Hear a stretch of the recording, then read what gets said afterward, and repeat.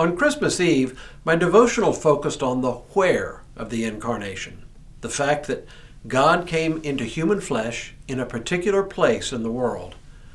But that's only half the story. There is another critical element in the Christmas story to consider: when. Hello, I'm Stuart Baskin, pastor of First Presbyterian Church of Tyler, Texas, and this is your daily devotional for Tuesday, December 27th, 2022. One thing you'll notice about the Bible if you pay close attention is that there is never reference to a year by number the way we do today. We're at the end of year 2022. Some ancient cultures apparently had begun counting years beginning with some event, but for the most part, years were counted in relation to a whole variety of events. In the third year of King so-and-so was the usual and customary way to pinpoint other events.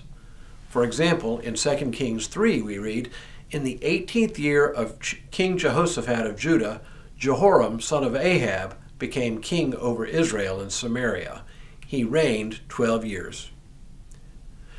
It was apparently not until the 6th century that we began using the birth of Christ to number our years.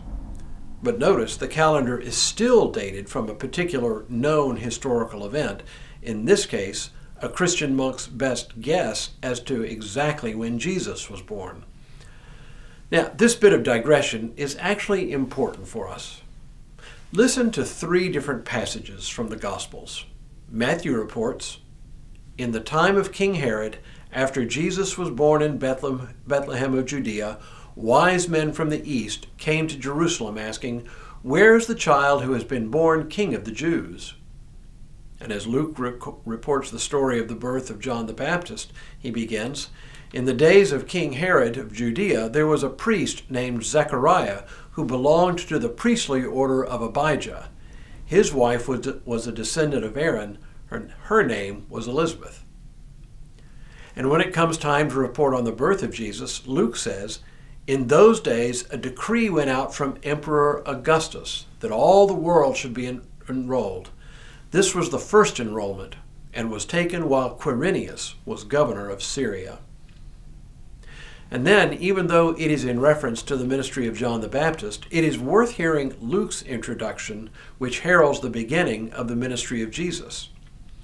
"In the 15th year of the reign of Emperor Tiberius, when Pontius Pilate was governor of Judea and Herod was ruler of Galilee, and his brother Philip, ruler of the region of Iturea and Trachonitis, and Lysanias, ruler of Abilene, during the high priesthood of Annas and Caiaphas, the word of God came to John, son of Zechariah, in the wilderness." What's the point? Simply this. Seen from one perspective, there are 2 kinds of stories.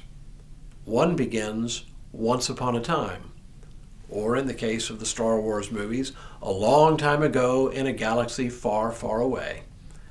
Stories that begin like that, you know immediately, if unconsciously, are fictitious. That is precisely not what the Gospel writers did in recording the birth of Jesus. It happened not only in a particular place, but at a particular time. The mystery of the incarnation involves a real God coming into a real place in real time. God came into history, our history. At least 2 things are important for us here. First, God means to be connected to us in our world, in our history. Unlike some other religions, the goal of the Christian life is not to escape the world, but to live in it more fully and more faithfully. Yes, in our prayers and in our meditations, we seek a sort of transcendental communion with God, but a God who has lived among us as one of us. Second, God, who is the creator of all things, is also the creator of time. God exists above and beyond the constraints of time, but also chose to enter into time.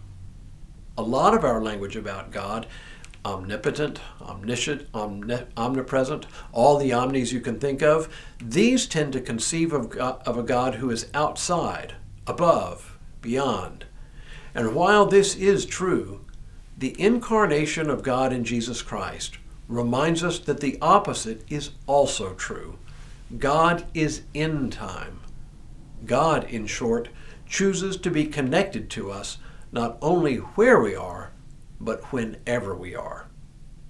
It all comes down to this: Emmanuel, God with us, now. And now may God continue to bless you and keep you in all that you do this day and in all the days ahead.